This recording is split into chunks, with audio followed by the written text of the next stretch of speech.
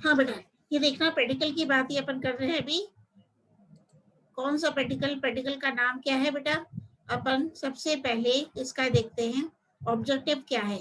मतलब अपन बात कर रहे हैं उद्देश्य क्या है, अपना ऑब्जेक्टिव क्या है। ऑब्जेक्टिव है to demonstrate the release of carbon dioxide during the process of aerobic respiration. अपना ऑब्जेक्टिव क्या है, उद्देश्य लिखेंगे पहले, to demonstrate the release of carbon dioxide during the process of aerobic respiration. तो उद्देश्य में ऑक्सी श्वसन में कार्बन डाइऑक्साइड के विमोचन को प्रदर्शित करना।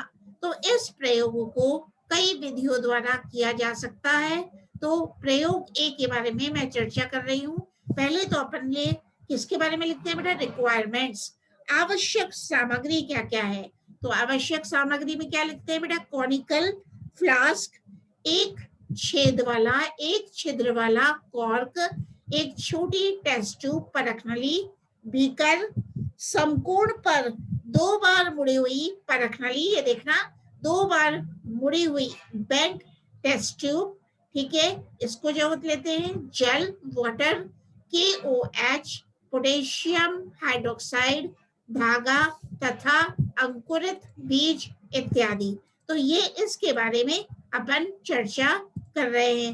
अब कार्य विधि, इसका बेटा मेथड क्या है, प्रोसीजर क्या है। तो सबसे पहले बेटा कॉनिकल फ्लास्क में अंकुरित होते हुए बीजों को रखते हैं। ये देख रहे हो बेटा, आपको कॉनिकल फ्लास्क दिखा रहे हैं। इसका क्या दिखा रहे हैं इसमें? To demonstrate the evolution of carbon dioxide during aerobic respiration. ऑक्सी श्वसन में कार्बन डाइऑक्साइड के विमोचन का प्रदर्शन। तो सबसे पहले एक अपन क्या ले रहे हैं, कॉनिकल फ्लास्क में अंकुरित होते हुए बीजों को रखते हैं।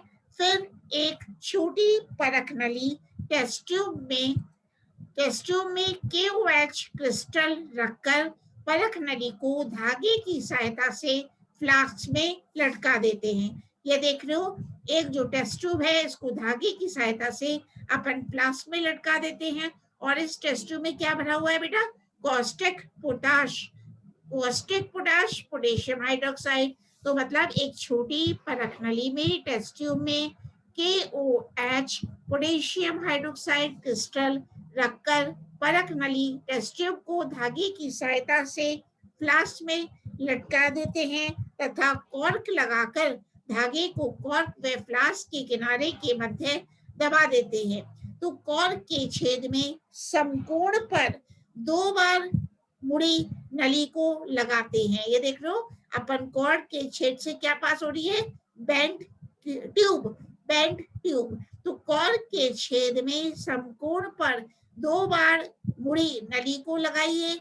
नली के दूसरे सिरे को जल से भरे बीकर में डुबो देते हैं। आप देख रहे हो, जो नली है इसका सिरा किसमें डिप है? वाटर में, जो कि बीकर में है, ठीक है। फ्लास्क को वायुरोधी कर प्रयोग को कुछ समय के लिए छोड़ देते हैं। तो अपन किस ऑब्जर्वेशंस एंड कंक्लूजन्स का है बेटा? प्रेक्षण व निष्कर्ष क्या पाते हैं कि कुछ समय पश्चात बीकर का जल कांच की नली में ऊपर चढ़ने लगता है। तो श्वसन क्रिया में बीजों द्वारा ऑक्सीजन का उपभोग किया जाता है तथा अनुपात में कार्बन डाइऑक्साइड का विमोचन होता है। यह मुक्त पोटेशियम हाइड्रोक्साइड, यह मुक्त carbon dioxide potassium hydroxide crystals द्वारा अवशोषित कर ली जाती है। ये देखना बेटा, जो कार्बन डाइऑक्साइड रिलीज होती है, मुक्त होती है, वह पोटेशियम हाइड्रोक्साइड के क्रिस्टल्स के द्वारा एब्जॉर्ब कर ली जाती है, जिसके फलस्वरूप फ्लास्क में वायु का दाब कम हो जाता है तथा जल कांच की नली में ऊपर चढ़ जाता है। तो अपन इस निष्कर्ष में पहुंचते हैं। इसी प्रकार एक मैं वापस आपको दूसरा एक्सपेरिमेंट दिखा रही हूँ। यह है प्रयोग बी। तो प्रयोग बी में भी आवश्यक सामग्री, उद्देश्य तो अपना वही है बेटा। उद्देश्य क्या है? to demonstrate the release of carbon dioxide during the process of aerobic respiration. मतलब ऑक्सी श्वसन में कार्बन डाइऑक्साइड के विमोचन को प्रदर्शित करना। तो प्रयोग बी में क्या दिखाई जा रही हूँ मैं, देखना डायग्राम है। इसमें अपन ने क्या क्या रिक्वायरमेंट्स है, अपनी आवश्यक सामग्री, एक बोतल, 2 छिद्र वाला कॉर्क, समकोण पर 2 बार मुड़ी हुई कांच की नली व स्टॉप कॉर्क युक्त जल कुंड, मतलब reservoir with tube and stop cork, चूने के जल से भरा बीकर, अंकुरित होते बीज इत्यादि।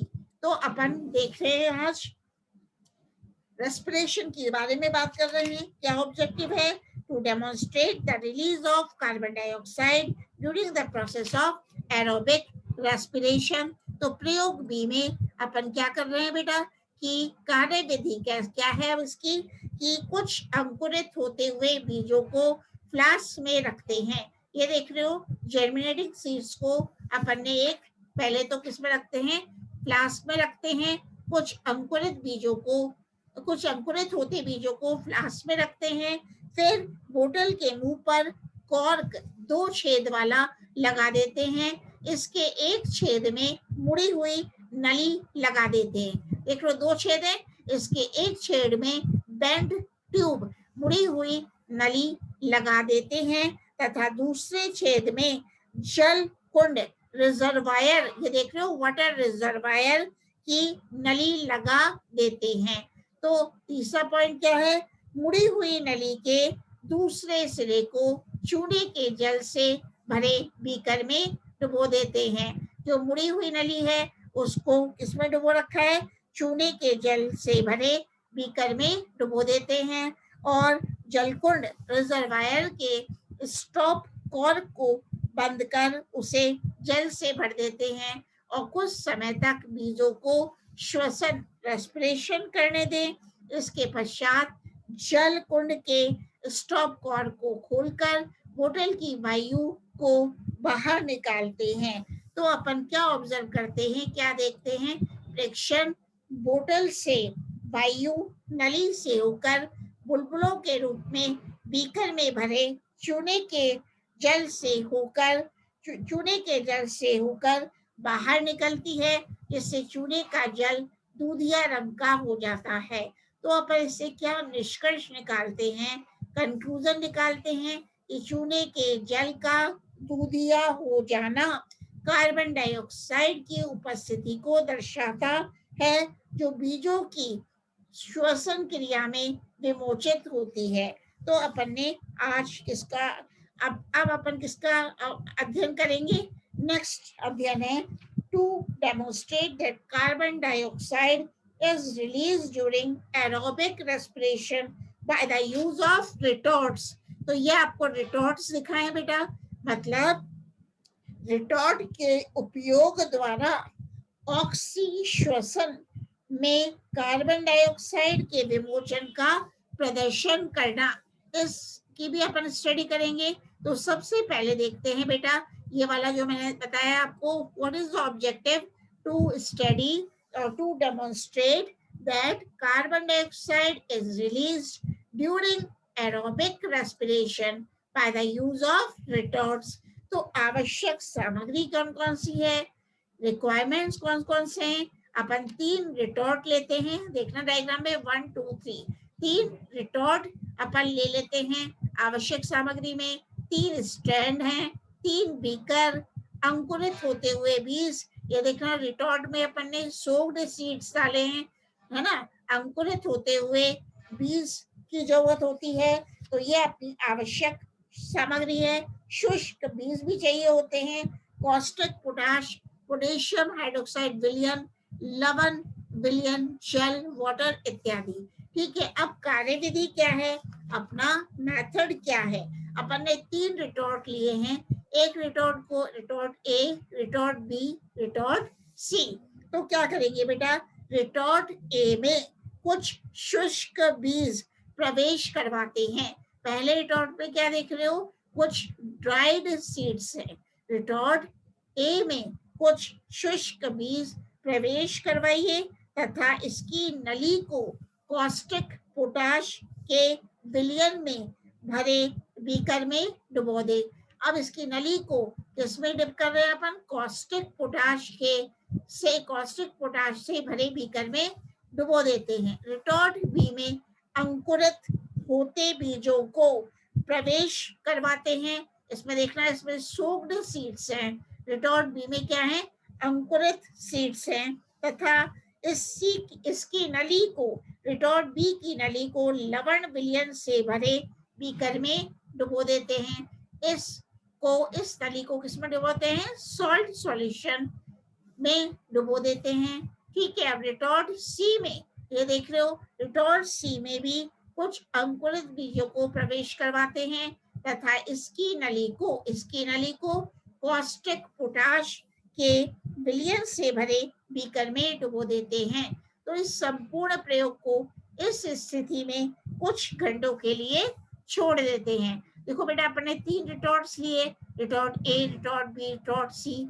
एक रिटॉर्ट में तो ड्राइड सीड्स लिए थे और इसकी नली को अपन ने कॉस्टिक पोटाश से भरे बीकर में डिप कर दिया। दूसरे रिटॉर्ट में अपन ने सोक्ड सीड्स, अंकुरित बीज लिए थे और इसकी नली को अपन ने सॉल्ट सॉल्यूशन से भरे बीकर में डिप कर दिया। इसी प्रकार तीसरे रिटॉर्ट में अपन क्या करते हैं? अंकुरित बीज या सोक्ड सीड्स लेते हैं और रिटॉर्ट की नली को कॉस्टिक पोटाश से भरे बीकर में डिप कर देते हैं। तो कुछ मिनट या कुछ घंटों के लिए इन्हें ऐसे ही छोड़ देते हैं। तो ऑब्जर्वेशंस एंड रिजल्ट्स क्या होंगे? प्रेक्षण व परिणाम। तो अपन ऑब्जर्वेशंस में देखते हैं, रिटॉर्ट ए तथा रिटॉर्ट बी में कोई परिवर्तन नहीं होता, जबकि रिटॉर्ट सी की नली में बीकर का पोटेशियम हाइड्रोक्साइड विलयन चढ़ जाता है। तो अपन किस निष्कर्ष, कंक्लूजन पर पहुंचते हैं कि रिटॉर्ट ए में शुष्क बीज रखे गए थे। ये देख लो बेटा, रिटॉर्ट ए में ड्राइड सीड्स, शुष्क बीज रखे गए थे, ड्राइड सीड्स रखे गए थे। चूंकि इन बीजों को जल उपलब्ध नहीं था, इसलिए एंजाइम्स की सक्रियता के अभाव में श्वसन क्रिया नहीं हुई। अब रिटॉर्ट बी में भिगोए हुए बीज, सोक्ड सीड्स, रिटॉर्ट बी में अंकुरित भिगोए हुए बीज रखे गए थे। जल की उपलब्धता के कारण एंजाइमों की सक्रियता के फलस्वरूप इनमें श्वसन क्रिया होती है। बीजों द्वारा ऑक्सीजन का उपभोग होता है तथा उसी अनुपात में कार्बन डाइऑक्साइड का विमोचन भी होता है। इसलिए रिटॉर्ट में वायु का आयतन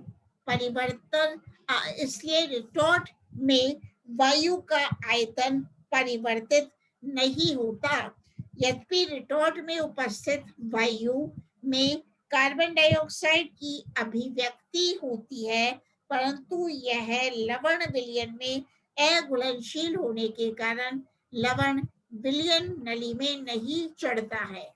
इसी प्रकार रिटॉर्ट सी में भी अंकुरित बीज रखे गए थे तथा इनके श्वसन, रेस्पिरेशन द्वारा अवशोषित ऑक्सीजन के बराबर आयतन की कार्बन डाइऑक्साइड विमोचित होती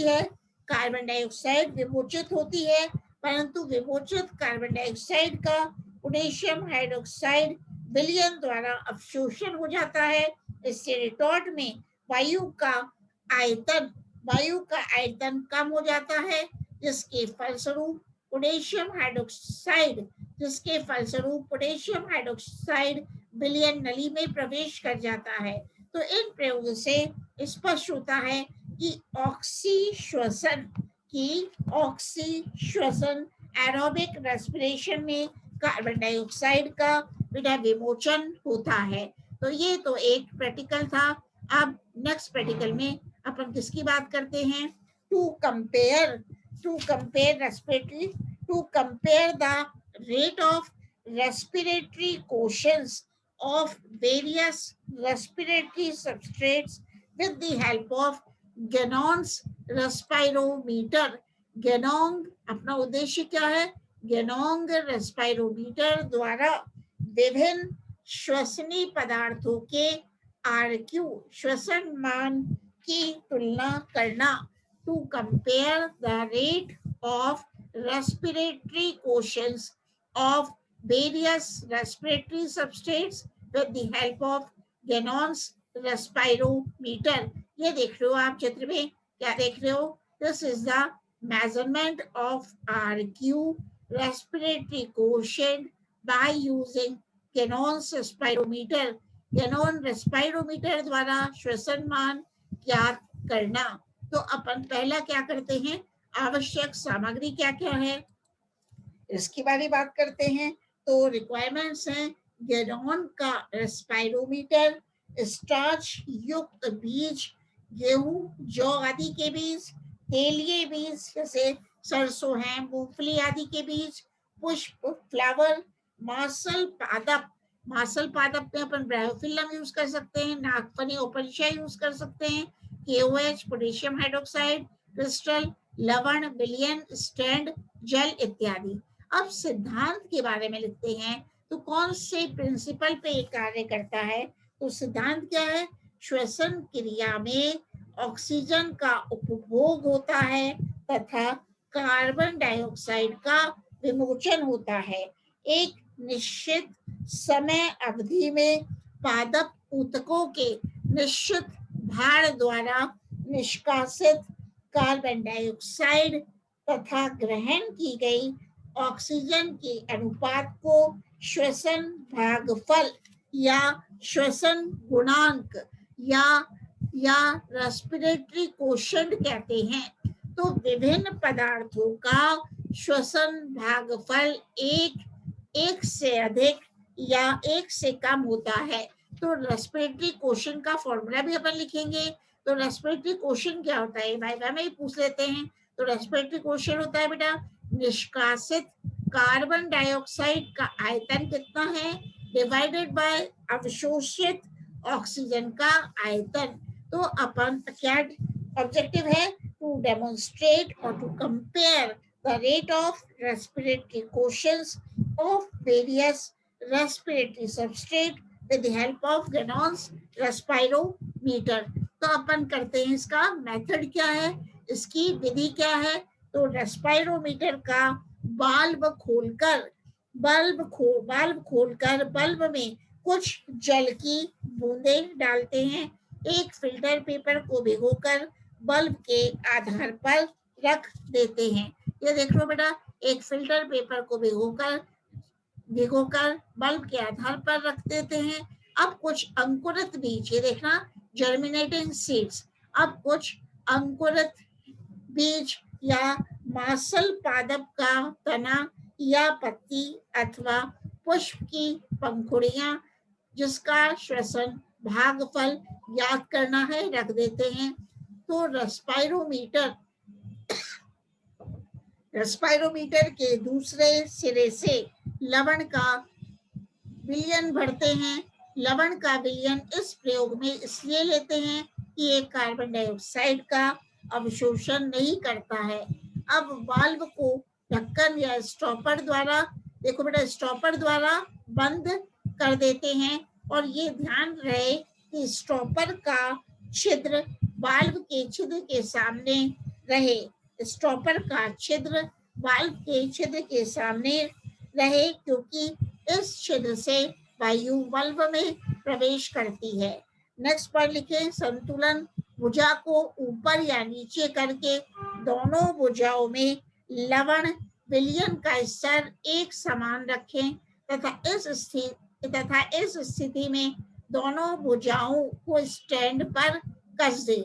अब स्टॉपर को घुमाकर छिद्र बंद कर दें तथा लवण के प्रारंभिक स्तर को नोट कर ले। तो 7th है, प्रयोग को इस स्थिति में 3-4 घंटे तक छोड़ दें तथा प्रयोग के अंत में पुनः लवण स्तर नोट करें। इसके पश्चात लवण के घोल में पोटेशियम हाइड्रोक्साइड क्रिस्टल डालें तथा पुनः घोल का स्तर नोट करें।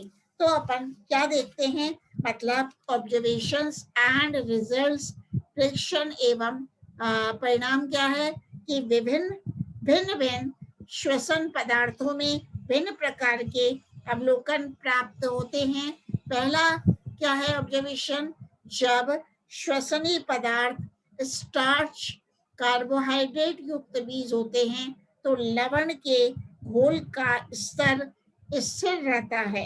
पोटेशियम हाइड्रोक्साइड क्रिस्टल डालने पर विलयन का स्तर वाल्व की ओर बढ़ जाता है। यह आयतन कार्बन डाइऑक्साइड के अवशोषण के बराबर होता है। तो उपयोग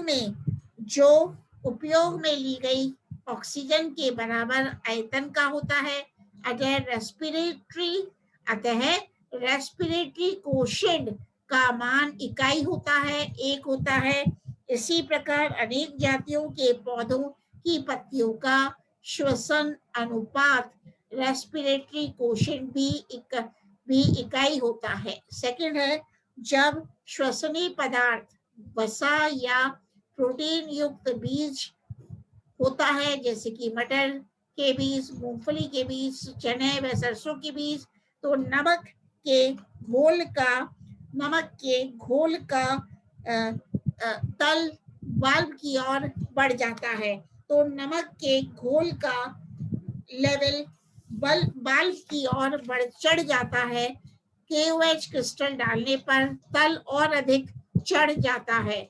जब रेस्पिरेटरी सब्सटेंस, जब श्वसनीय पदार्थ वसा या प्रोटीन युक्त बीज होता है तो नमक के घोल का तल वाल्व की ओर चढ़ जाता है और पोटेशियम हाइड्रोक्साइड क्रिस्टल डालने पर तल और अधिक ऊपर चढ़ जाता है। इससे स्पष्ट होता है कि ये ऑक्सीजन की अधिक मात्रा का अवशोषण करते हैं तथा कार्बन डाइऑक्साइड की कम मात्रा का निष्कासन करते हैं।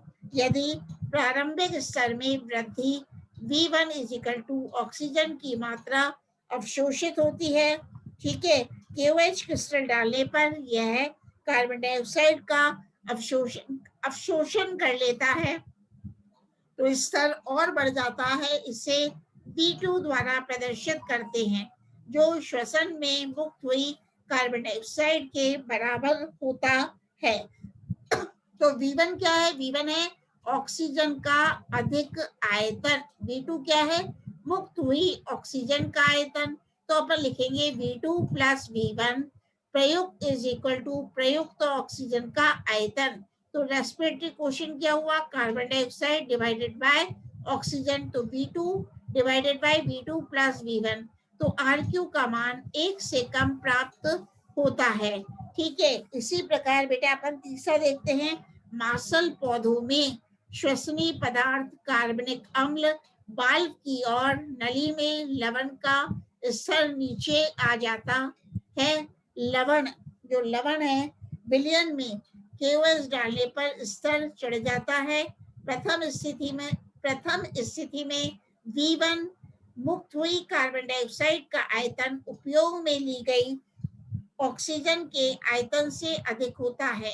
तो KOH क्रिस्टल डालने पर कार्बन डाइऑक्साइड का शोषण हो जाता है, जिससे नली का स्तर चढ़ जाता है। तो मेन तो अपन ये करेंगे RQ का मान 1 से अधिक होता है, नली का स्तर चढ़ जाता है। इसे V2 द्वारा प्रदर्शित करते हैं, जो श्वसन में मुक्त हुई कार्बन डाइऑक्साइड के बराबर होता है। तो इस प्रकार अपन ने देखा बेटा आज पार्टिकल की क्लास में